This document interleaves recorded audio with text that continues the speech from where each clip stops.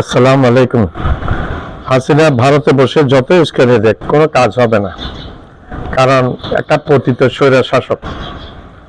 দুনিয়াতে বিগত 100 বছরের ইতিহাসে কোনো নজির নাই একজন পতিত স্বৈর শাসক আবার এসে ক্ষমতায় বসছে।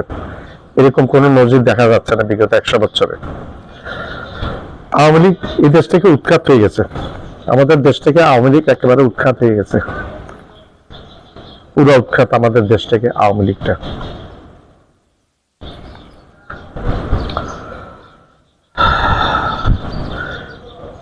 শেখ হাসিনাও আর এই দেশে রাজনীতি করতে পারবে না। এই দেশের রাজনীতির চ্যাপ্টার শেখ হাসিনার খতম, শেষ হয়ে গেছে।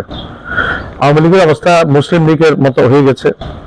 আওয়ামী লীগ 54 সালে মুসলিম লীগের যেরকম অবস্থা হয়েছিল, এখন বর্তমানে কোনো অস্তিত্ব নেই এই দেশে মুসলিম লীগের।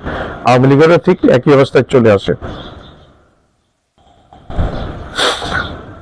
শেখ হাসিনা দেশের আওয়ামী লীগের নেতা কর্মীদের ফেলে নিজের যান বাঁচানোর জন্য পালিয়ে চলে গেছিল ভারতে।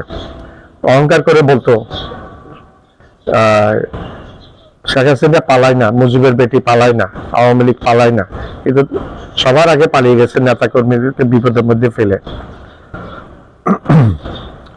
সামনে যদি নির্বাচন হয়, আওয়ামী লীগ যদি দাঁড়াতে পারে, মনে হচ্ছে না আওয়ামী লীগ দাঁড়াতে পারবে, কারণ আওয়ামী লীগের আগে বিচার হতে হবে।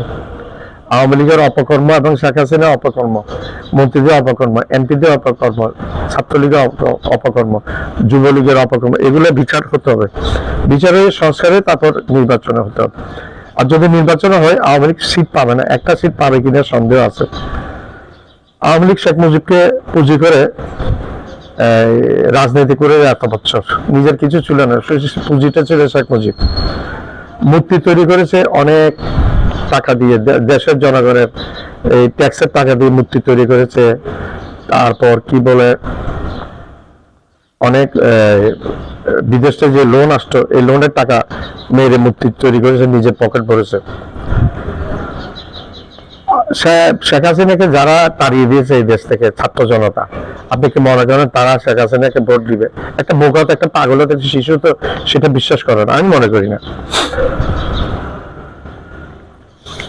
আর আওয়ামী লীগের সুবিধাবাদী যে বুদ্ধিজীবী শ্রেণী ছিল, আওয়ামী লীগের সুবিধাবাদী যে বুদ্ধিজীবী শ্রেণী, তারা এখন শুকিয়ে মরবে। দিনটা এখন আর তাদের নেই, চলে গেছে দিনটা।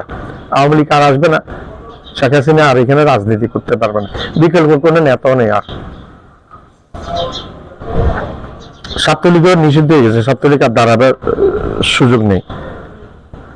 হাসিনা ইন্ডিয়াতে বসে, ভারতে বসে যত উস্কানি দেয়, হাসিনার এই উস্কানিতে কোনো কাজ হবে না। আওয়ামী লীগ যেহেতু আর দাঁড়াবার সম্ভাবনা নাই, হাসিনা ফেরত আসবে না। হাসিনা যদি ফেরত আসে, হাসিনার নির্ঘাত মৃত্যুদণ্ড হবে যদি ফেরত আসে। সুতরাং মনে হচ্ছে হাসিনা আর ফেরত আসবে না, এটা সম্ভাবনা অনেক বেশি। এখানে আসলে ফাঁসি হয়ে যাবে। আর ইন্ডিয়া হাসিনাকে দিবে না কিছু কারণে। সেই কারণগুলো আমি ব্যাখ্যা করছি একটা একটা করে।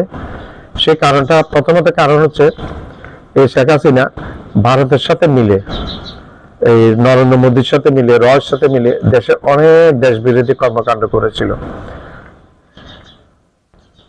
দেশ বিরোধী অনেক কর্মকাণ্ড শেখ হাসিনা করেছিল। এই কর্মকাণ্ডগুলা ফাঁস হয়ে যাবে, ইন্টিগ্রেশন নিয়ে আসলে তখন ফাঁস হয়ে যাবে, সেটা ভারত হতে দিবে না। আর যদি হাসিনা এখানে আসেও, মানুষের আক্রমণের শিকার হবে, পিটিয়ে মানুষের মেরে ফেলার চেষ্টা করবে, এমন খেপা মানুষ আছে।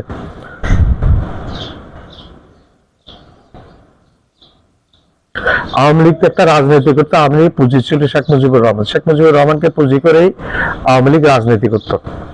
রাজনীতিতে আওয়ামী লীগ করতো ঠিকই, কিন্তু পুঁজি ছিল তাদের শেখ মুজিব, তাদের শেখ মুজিব।